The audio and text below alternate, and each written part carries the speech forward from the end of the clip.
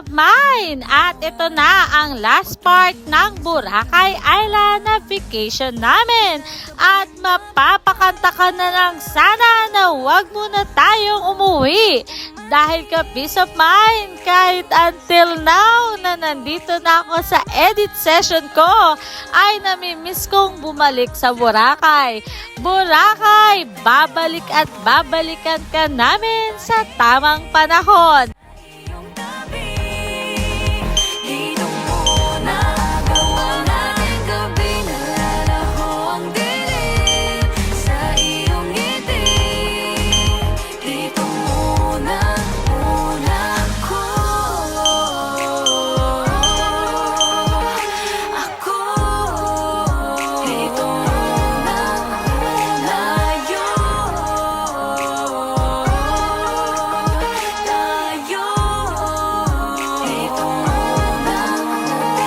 Huwag muna tayong umuwi. Talagang mapapakanta ka na lang ka peace of mind dahil ito na ang huling araw namin dito sa Boracay Island. At sinusulit namin ang bawat moment na magkakasama kami at ayan, naglalaro kami ng buhangin na tinatabunan namin si Daddy Jan.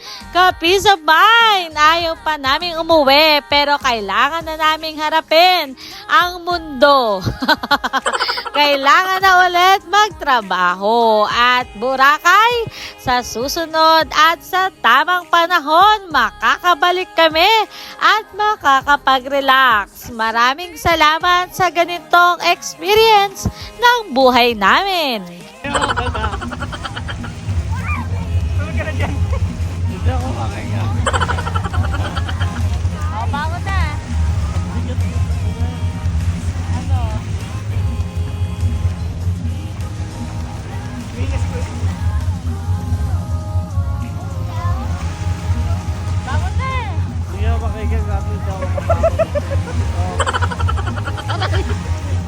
Nakita mo! Ano, ngayon, di ba gusto mong magparukay? Ba't sobrang gago? Alis dito, pag dito.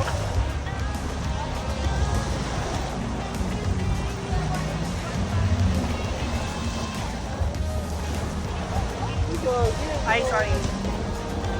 Joke. Sarah.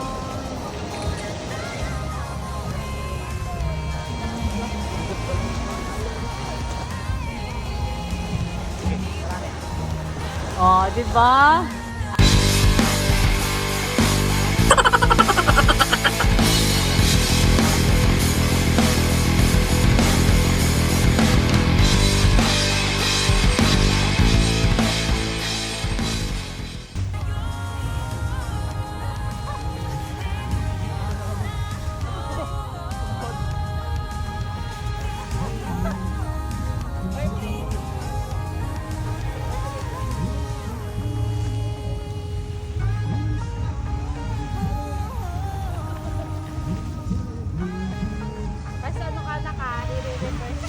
Tayo ka bigla.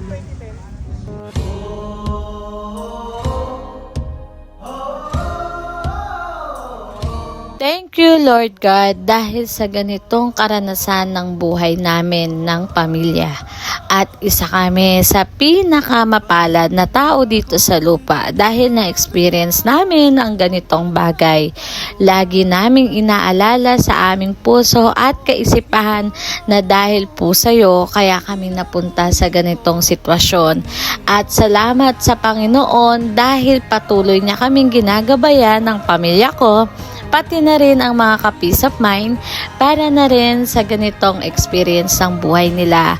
Alam ko, ka-peace of mind, hindi lahat nakaka-experience ng masayang pamilya at kompleto. Ako din, napagdaanan ko yan dati. Pero always be pray kung ano ang gusto nyo sa buhay. Sure ako, hindi madamot ang Panginoon at ibibigay yan sa inyo. Kung mahulog ka, andam kung mahulog uban, isa na sa dadalan, nining panahon. Ipanong ka kung hindi ka riyan, o baga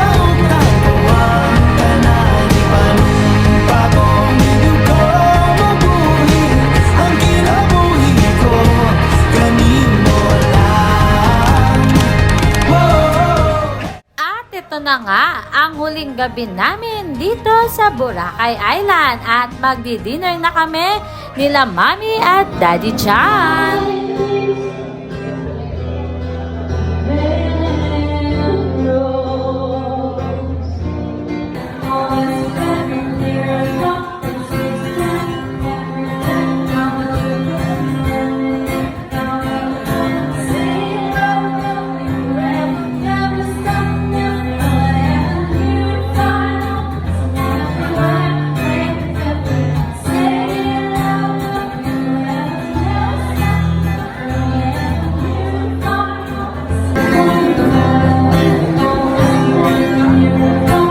Nag-request nga si Daddy John ng favorite naming song na I Love You Always Forever.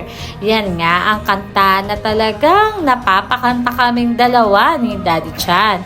At ito na nga ang huli naming dinner dito sa Boracay at kailangan na naming bumalik sa Angeles City, Pampanga.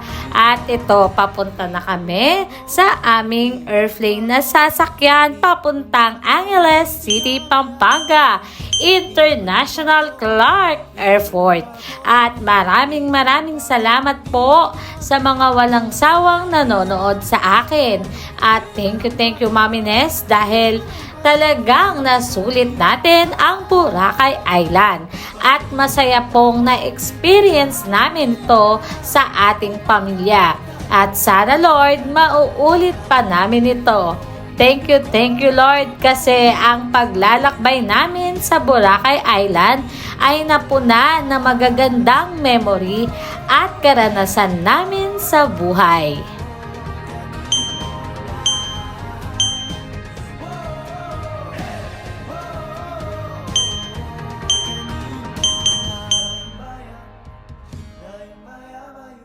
Mapapamangha na lang talaga kayo kung gaano kaganda ang tanawin sa taas habang nakasakay kami sa airplane.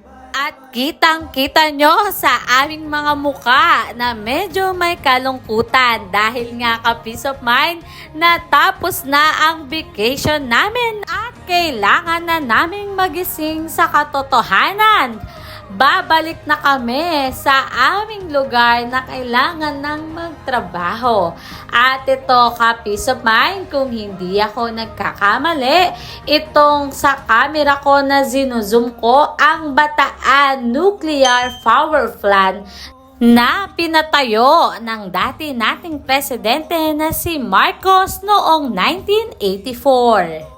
At napakabait nga naman talaga ni Lord ka-peace of mind dahil ewan ko kung sa iba problema to pero ako ay masaya sa nangyari sa amin dahil ang aming paglanding na dapat ay sa Clark International Airport ay maglalanding kami sa NAIA Ninoy Aquino International Airport para daw po sa safety purpose muna namin dahil bawal daw po muna maglanding sa Clark dahil daw po nagka-problema ang runway ng Clark International Airport at nandito kami sa NAIA sa Ninoy International Airport.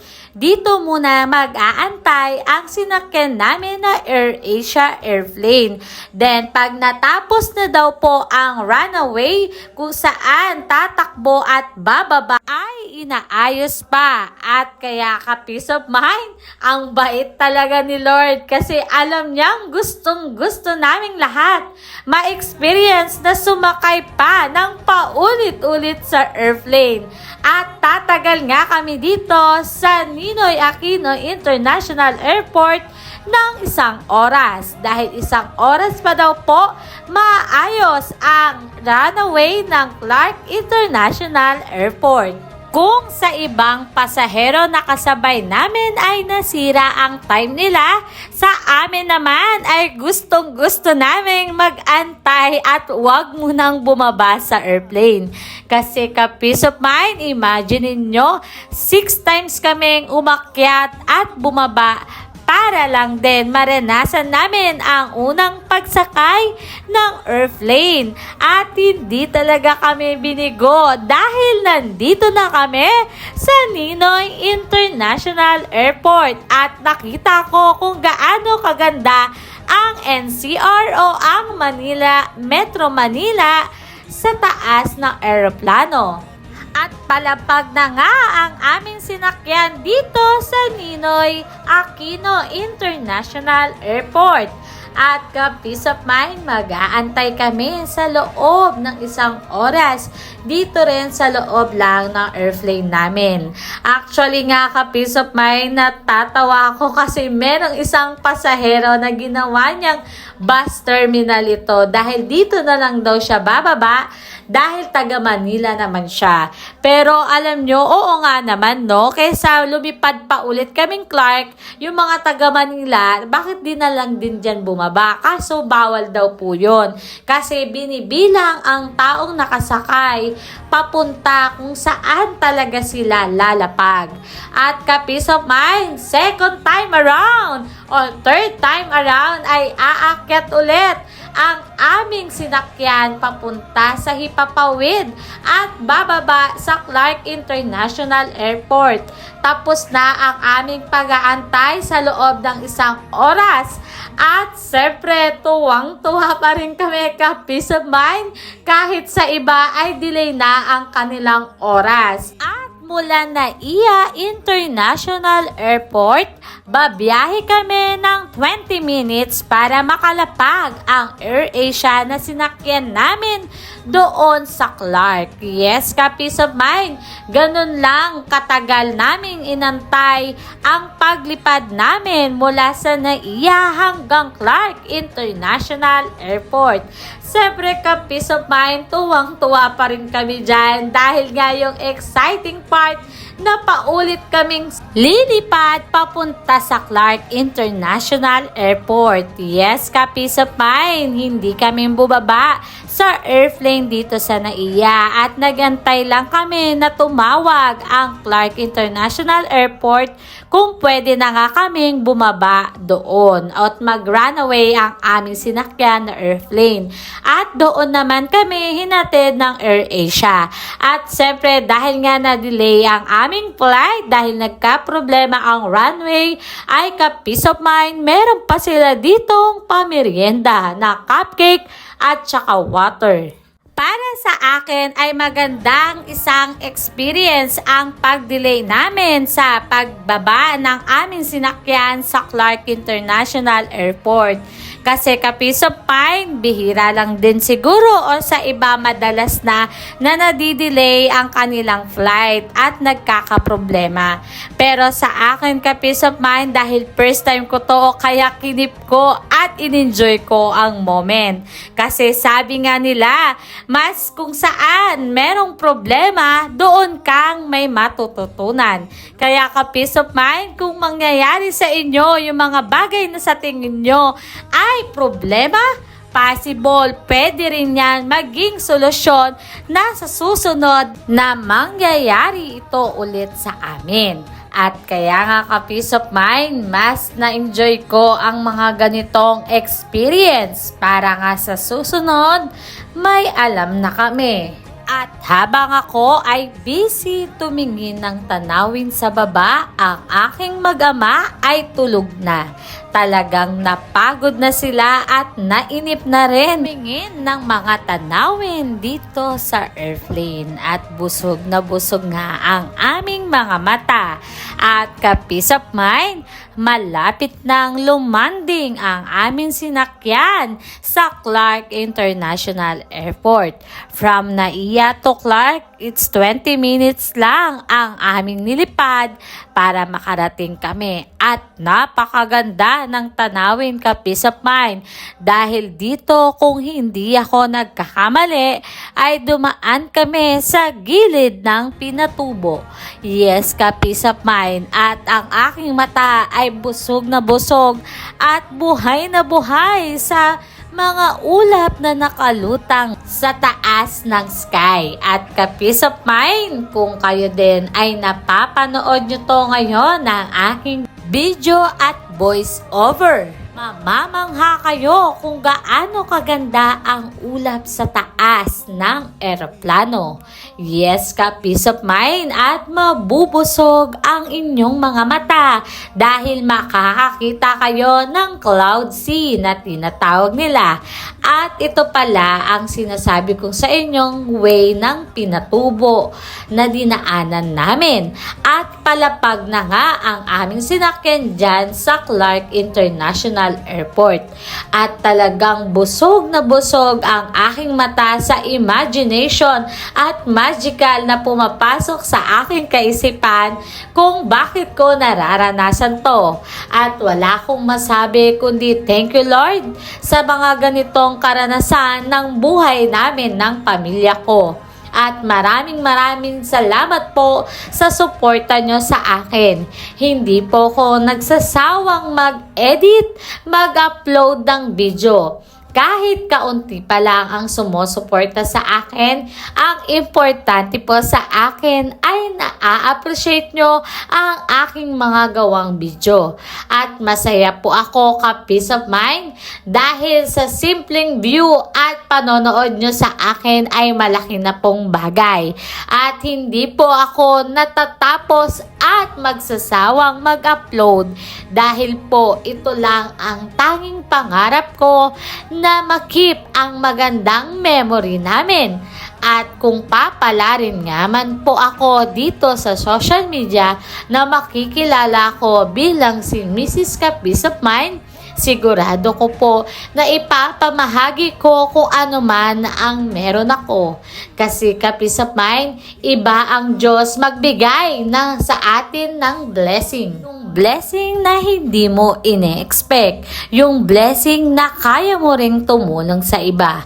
Iba ka talaga, Lord God, dahil alam ko lagi kang nakaagapay sa akin at sa ating mga ka peace of mind.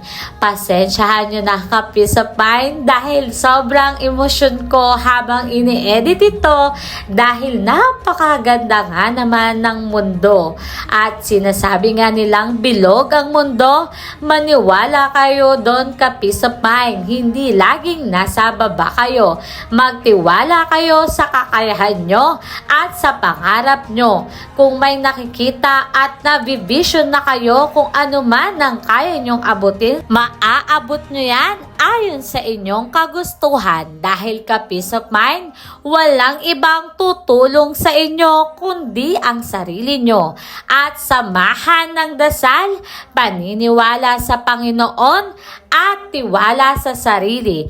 Kasi ka peace of mind, ang tao ay madaling humusga sa kapwa nila. Pero kapag napatunayan mo na kaya mo ang lahat ng pinapangarap mo, walang imposible. Sabi nga nila, kung may tiyaga, may ilalaga. Ngayon, kung may pangarap, trabahuin natin ka peace of mind. Sabay-sabay tayong mangarap at magsumikap ayon sa ating kakayahan. Sana may natutunan kayo sa akin ka peace of mind at samahan nyo kami sa Clark International Airport.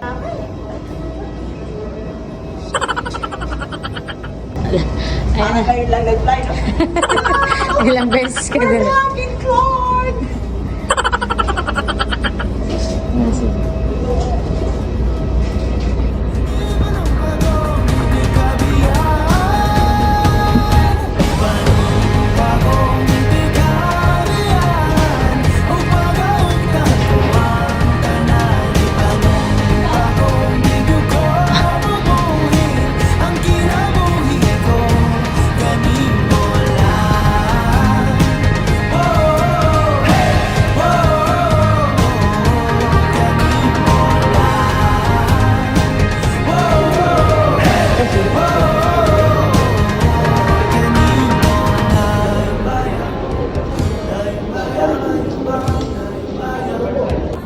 Pagoda na.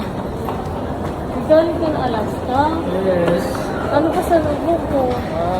Ano yan? Ano nga? Lugo. Lubog ko Ay, ano? Yung LB ko nandyan.